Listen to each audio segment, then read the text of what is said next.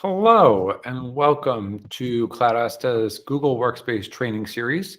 Today we will be focusing on highlighting the new best Google Workspace features released in November and December. Happy New Year to you all, and hopefully you are staying safe and we are able to provide you a curated list of the best new features that have come out in the last 2 months. We'll do a little bit of demoing today and kind of going through all of the different pieces and options. If you have any questions at all, you can always email us at webinars@cloudasta.com, and we'd be happy to follow up or answer any questions you might have or walk you through any of your issues. All right, let's go ahead and get started. So here are some topics we'll be covering today. We have a couple of admin-specific standouts that I want to go ahead and show. And then we have some for all of our users. So some of these are newer. Some of these were rolling over the last couple of months. And some folks will notice these a little bit quicker than others. But all of the ones that we've selected are very exciting, very great. And we want to go ahead and share that with you today. Let's go ahead and get started with our admin specific things. So something that's really simple, but like really nice especially for some larger organizations is quick access to being able to restore our recently deleted users from the admin console. So previously you were able to go into the users, search for the users, find who was deleted, so on and so forth. You were able to go ahead and restore them, but it wasn't as easy as obvious. So now on the homepage, you see a nice big button or notification there that you have a deleted user, and it'll give you that number. And then if you go into users on the left side, which will be the third icon down, you go over to your users. Then under more, you can do a little bit of a sort and only show off the recently deleted users. This will be a really quick, easy way to find those users and be able to click them and restore them. So a nice convenience, not a game changer, but like a really nice convenience to have. All right, this one, a little bit more complex, but I've already noticed an excellent use case for this in my work. So I felt like a really good one to show off. I'm going to do a little bit of demo with this to share once we get into it. So you now have the option to configure partial single sign-on with your users. So maybe you're using single sign-on through a different identity provider that's not Google for your entire domain. So sometimes if you sign in with Google, it'll redirect to one of those other guys, and you'll be able to sign in with them. But maybe there will be instances where you want some of your users to not authenticate with that third-party identity provider. Maybe you have vendors, maybe you have contractors, maybe you have individual users, maybe you just have a test account that you want to go ahead and try something out with. So now this partial single sign-on feature gives you that flexibility to be authenticated directly through Google versus through your identity provider.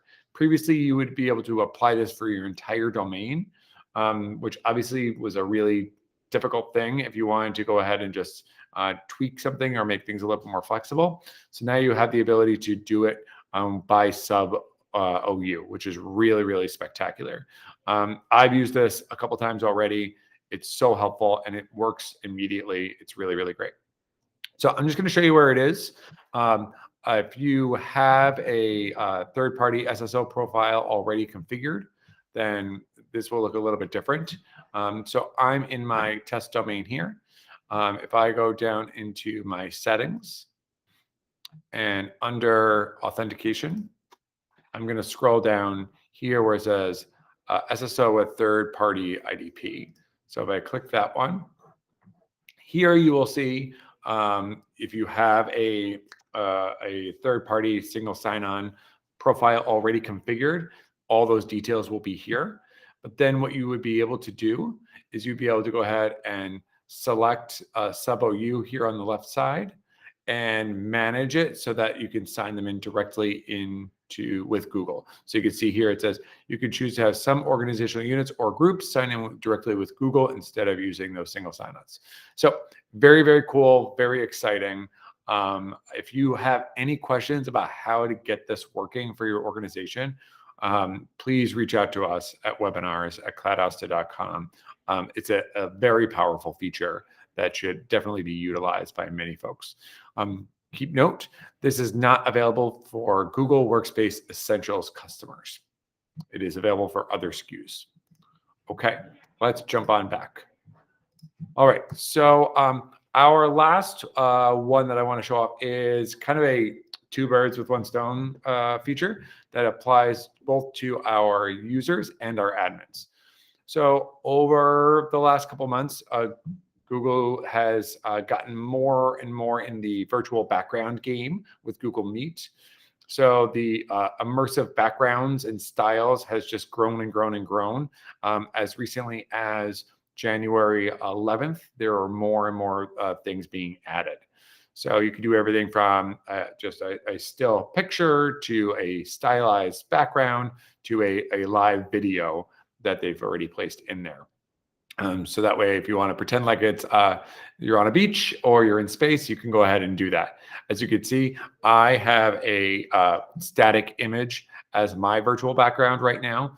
That was an option that was added in a while ago, but now there are more options available. I'm going to just quickly show what that looks like in a moment. But the really important thing before we pivot is for admins, you can turn this on or off for your domain. So I'm back at my console. I'm going to go over to my apps. I'm going to go Google Workspace. I'm going to look for Google Meet. I'm going to go into my video settings. If I scroll on down, we have visual effects here. So we can go ahead and toggle this on and off to allow or not allow for our users to use that. And again, with all of these settings, you can apply them by organizational units and groups and stuff like that if you want it to be on for other folks and not everybody. So what does that actually look like? So here is me. You see me again. Yay. So you can see here on the right side, I have a static image with my Cloud Asta background here. And there's a lot of other options here that are available. So these little ones that have, you see a little play button and a star and a circle and all that jazz, those are more animated backgrounds. So for example, let's pretend I am under the sea and we have some bubbles going, we have some fish floating by, we got a lot of stuff happening, right? Or I am in space, which is always a fun thing to do. Or I can do a lot of the other, basic static ones that are already there and built in. So I don't have to worry about adding stuff. My favorite is also like going back and pretending that I'm sitting here in this space on the beach. Or if you scroll all the way down, there are these styles. So these styles are taking your actual physical background and stylizing it in a funky way. So I'm going to go ahead and click on one of these, and you can see my backgrounds are stylized. So I can go ahead and play around with those, and you can see what those look like. Or you can switch back and pretend that you are here in this 2D world. Or we can go back to our one that we've uploaded by ourselves. So lots of options there, available for everybody. Check it out. Very exciting. All right. So that was our last one for our admins. As you notice, as we transition into also applying for our users. And we're going to go ahead and move on to the next thing. All right. So the at menu, which has been added to Docs, this at menu has actually been a small part of Gmail as well, but not in nearly the same capacity as it's been introduced in Docs. So as you can see in this short little animation here, when you are editing in a doc, you can go ahead and add and insert lots of different things directly into the Google Doc just by typing the @ symbol. And then you're going to get a long drop-down list of options. So maybe you want to @ somebody in like you would in comments, but maybe directly into the document. You can add and bring in a meeting template, meeting notes template. You could bring in a checklist. You could bring in smart chips for specific files. So instead of just having a lot of links in there, you can add those smart chips to those files so that way you see the title nice and neat of those documents, and they're just embedded directly into your doc. Lots of options, lots of things you can play with this universal app menu being added to docs. And I highly recommend you just experiment, see what works for you. I think this is only going to expand and get more and more traction in the coming months. All right. Setting aside time for focus in Google Calendar. A really great thing. Calendar has gotten a lot of love in the last couple months since so many of us are working remotely and using our calendars in a more productive and effective way. We've been able to do a lot of things, and now we're able to block off time without adding something that's just blocked off with an event. So you can see here when I've made a new event, I can just select that focus time category, and it will automatically put our nice little headphones in there on our title and throw in the title for us and block some time off. What you can do with focus time is just, you could actually change the title too. It doesn't need to say focus time, but it will throw that little headphones in there to kind of indicate, you know what this is actually for, to try and block some stuff off. And the great thing is, just like if you were to do an out of office, there's that automatically decline meetings button that you can turn on. So that way, if anybody schedules a meeting with you during your focus time, it'll automatically be declined instead of it just sitting on your calendar and people assuming that you're okay with it. It'll automatically decline it for you. Really, really helpful. Let me go ahead and bring up calendar and show you what that looks like. So if I go to calendar here, I want to block off some time. So I want to block off the next hour here. So, and I want to go ahead and hit that focus time here. And you can see I can automatically decline meetings. I only want to decline new meetings, not anything that I already have here. And I can even add a little message here. I'm focusing right now. And I can go ahead and hit save, and now I've got that there. So really helpful, really flexible, and you can go ahead and play around with it to make it work for you. All right, let's jump on back. Okay, again, this is another like calendar-ish related thing. So a while ago, I guess like probably back in the summer, in like July, a new feature with calendar invitations was added where you were able to RSVP and indicate where you were meeting. So you can indicate if you're meeting in a meeting room or joining virtually, or you could just not indicate, and that's cool too. So then all of your attendees would know what to expect with the meeting and how to prepare, right? If somebody's joining virtually and somebody's joining physically, we need to make sure that we have all the materials for both of those settings shared out, maybe ahead of time, depending on the room and the situation. So that was really helpful, and it was added to calendar. But like every time you got those calendar invites in Gmail, it just had a big old yes button that didn't do anything. Well, now you have the option when you're replying, RSVPing to calendar invites in Gmail, you now have that dropdown available to indicate yes in a meeting room or yes joining virtually. Hopefully this will encourage folks to use that option more and more to be able to go ahead and really indicate what folks are doing. So again, this is somebody that is shared and usable by anybody, this feature, and I think it'll help gain a little bit more traction with this. A thing to remember that those RSVP options, those details, are not shared with other platforms like Outlook and such like that.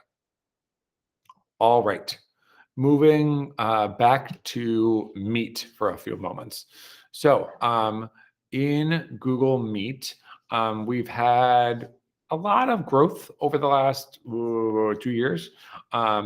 Seeing some facelifts, it's seen some changes, it's seen a lot of new features built in. Obviously, we just talked about the backgrounds and all that jazz. But now you have the ability to meet with up to 500 participants. So by increasing that size, it'll be easier to connect and collaborate with all of the folks in your world. This is much larger than what it was before, and hopefully this will fit the needs of what you need to, how you need to use Meet.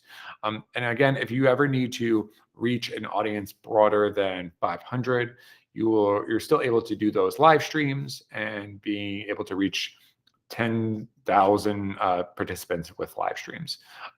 Please make note of the availability for this upgrade. It's currently available for Workspace Business Plus, Enterprise Standard, Enterprise Plus, and Education Plus. It's not available for a bunch of other SKUs below. So I'll just pause a moment, make sure that everybody gets a chance to look at that. All right. All right.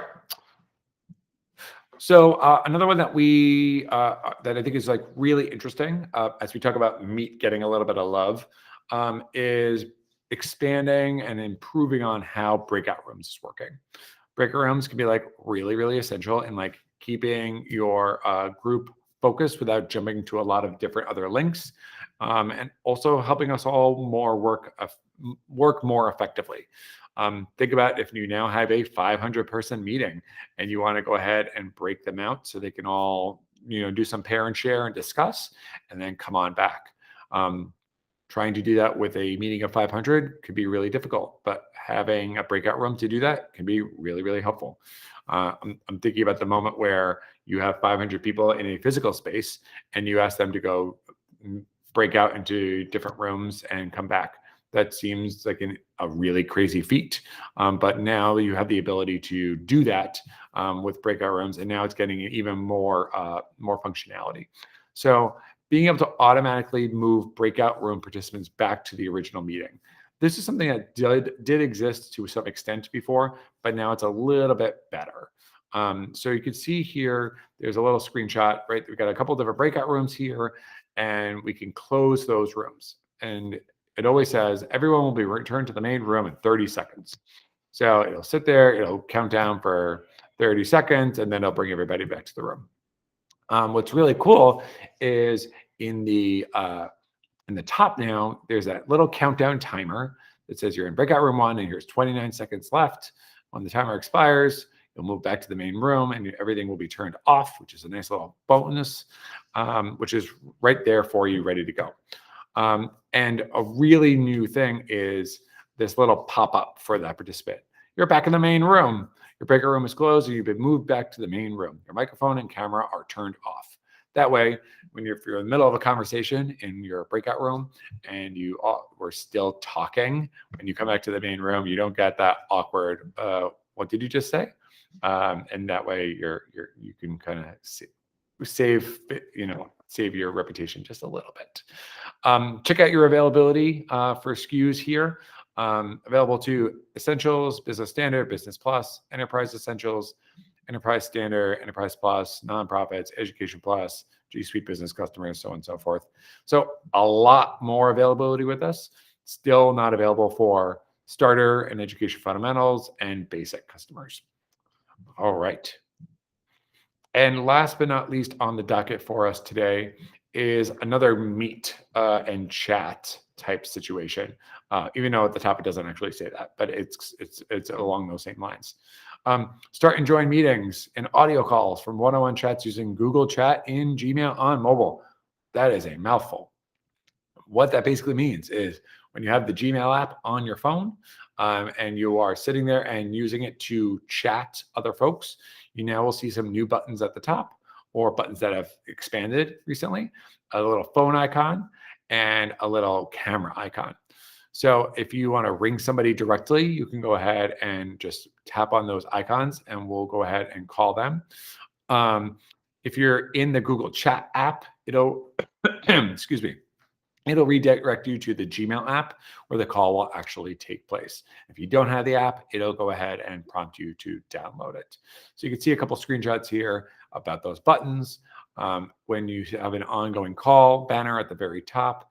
And on the very right side, you could see in chat, you could see that hey, Eugene missed our video call. So you have a little bit of kind of like a call log that's there that you would expect from probably your normal phone. So really flexible there to be able to go ahead and connect with folks in a quicker way and not have to be jumping around from different things and sending lots of links and all that jazz. A lot quicker to do that. So check that out, especially if you're using the Gmail and chat app on mobile to try and make your lives a little bit easier. All right. I just want to take a quick pitch for our next webinar, which is diving deep into the investigation tool for our admin base. So that is in 2 weeks on February 3rd, same time, same place. We will be diving into the investigation tool, seeing what it covers, what it doesn't cover, what can you find out, and what can you do when you're trying to find some little piece of data that you need to in your organization, whether it's logs, whether it's links, whether it's stuff things have been shared with, whether you need to be changing permissions, whether you need to audit a trail, whatever you need to do. The investigation tool is very powerful. It's bound to be a jam-packed session. We're hoping that you will come excited with your questions to that session. As always, if you have any questions about today's webinar or anything upcoming or any of your Google Workspace needs, please email us at webinars@cloudasta.com. I'm Nick, and bye for now. Thanks for listening.